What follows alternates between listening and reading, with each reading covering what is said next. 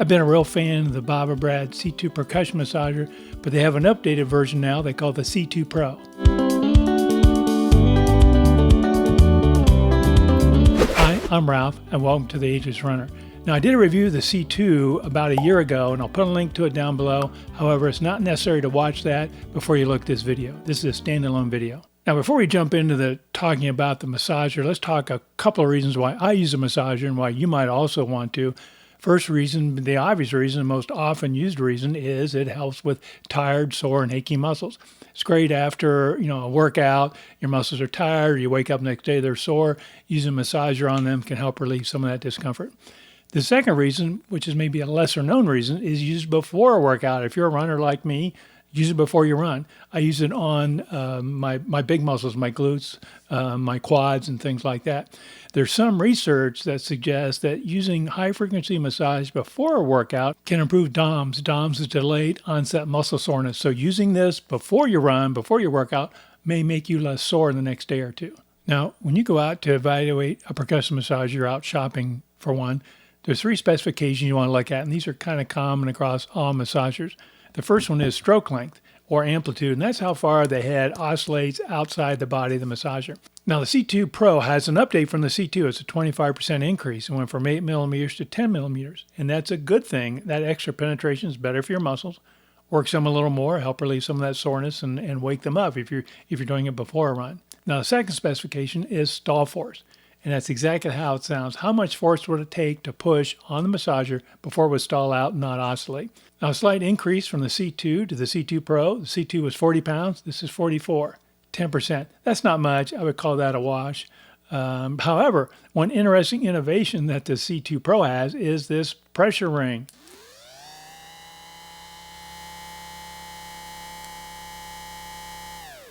The C2 has a lit ring around it that shows you how hard you're pushing. Blue is the lowest level, going all the way up to red, which is the highest force level. And that's a good thing because you can injure yourself with a percussion massage. You press too hard, you put too much force in certain areas of your body, you can bruise yourself. I know I've done it. So it's a good indicator. It's a real neat innovation. I don't know if I've seen anything like that. So it's a good indicator of the amount of force you're putting on your body. Now, the third specification we look at in a percussion massager is frequency. What is the oscillations?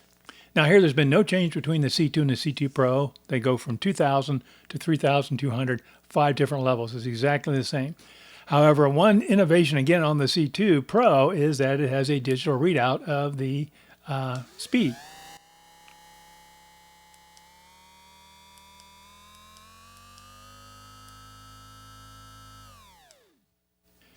The C2 had just 5 dots. Each dot was a level. Here you get a digital readout. It's kind of a nice thing. It just makes it a little easier. So that's kind of an innovation in the C2 Pro.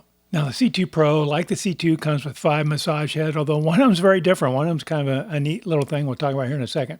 But the first head it comes with is a spherical head. It's just a round ball. I use this one a lot. It provides a little more pointed contact.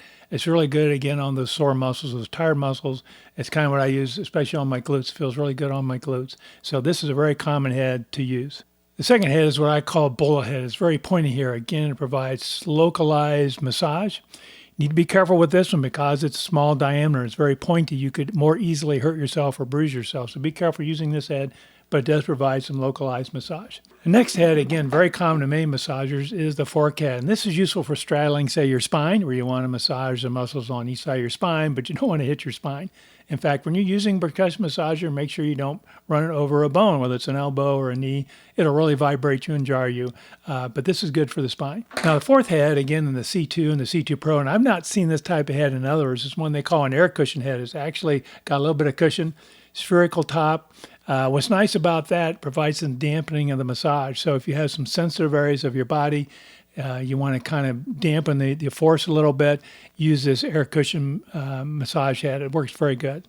Now, the fifth head in the C2 Pro, and this is something unique and different, is a warming and cooling head. If I use the word hot and cold, ignore that. Think warm and cold. It doesn't get real hot, it doesn't get real cold, but it provides some heat and cooling effect. It's got a flat top, it's got a metal top, but it's got 2 buttons on here to turn on heat or cool. It is battery operated. You have to charge it a couple hours. So the first button is for heat. We'll turn it on here, and you can see it lights orange. That's 140 degrees Fahrenheit temperature. We press the button again, You see it goes red. That should be 113 degrees Fahrenheit. And this thing does heat up fairly quickly. I'm beginning to feel heat already. So you don't have to turn on very long before you use it. I can feel it on my face very easily. So it's 113 degrees Fahrenheit at the high temperature. Let me kind of compare that to you a little bit to a heating pad, because you may have a heating pad. So 113 degrees Fahrenheit is kind of the low end of a heating pad. So if you have a different range of heating pad, you turn all the way down, that's going to be somewhere in that range. So this is not as hot as a heating pad. And also, unlike a heating pads have a lot of mass. This thing doesn't. It's only 3 ounces. And heating pads have a lot of power. They're like 75 to 100 watts. This is 5 watts. So it's only going to be low temperature, not putting out tremendous amounts of heat like a heating pad. So don't think heating pad, think a little bit of warmth. And the second thing it has is cooling. So there's another button on here for cooling. We'll press it, turn it on, and you can see it lights kind of a green. That should be 59 degrees Fahrenheit. And you may hear a fan. So just have a little fan to assist with the cooling. You press again, it goes blue. That should be 50 degrees Fahrenheit. And again, like the heating, it's cool already. I can feel it's cool. It's putting out cold temperatures already. So again, it's 50 degrees Fahrenheit. An ice pack is near freezing. So it's not like you're putting an ice pack on here.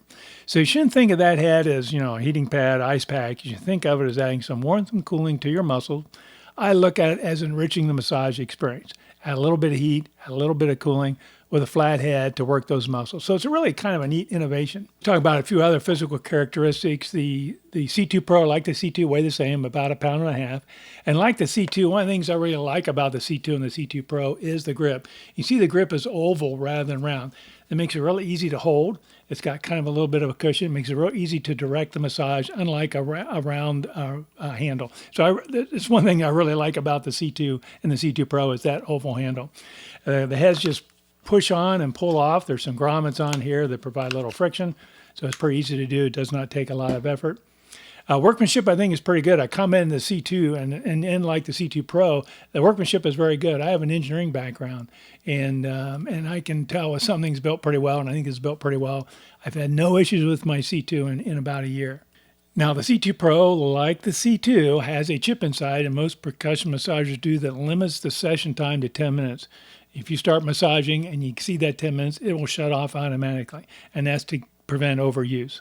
Now, the warranty, this does have a 1-year warranty, and what I like about Bob and Brad, it's easy to find the warranty contact information in the manual. I think it's also on the box. So they don't hide it. It's very easy to get warranty service if you need it.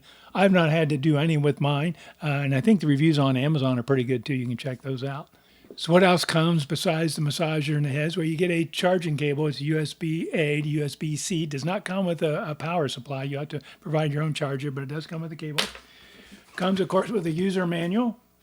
It's got all the warranty information there, operation instructions, a few exercises on how to do that. And it comes with 2 spare grommets, one for the fork head, and the other one could be used on any of the other 4 heads. So I commented in the C2 review about why do they provide these? Are these grommets, are they likely to get lost or ripped? I don't know, but I've not had no issues, but it does come with two spare grommets. And it comes with a very nice carrying case. It's kind of a linen feel to it. It's very nice. Holds all the heads, all this booklet and all those things. I even got room in here. I have a little charging brick I put in there so I can charge it and have that with it. So it's very, very nice carrying case. Now, if you're interested, you can only buy this on Amazon. I put a link down below. And there's also a coupon code down there to get 10% off. Now, this thing retails for $129.99, $130. Although I've seen it on sale around Christmas. I think I saw it on sale, $100 or something like that. But there's a coupon code down there and you get 10% off.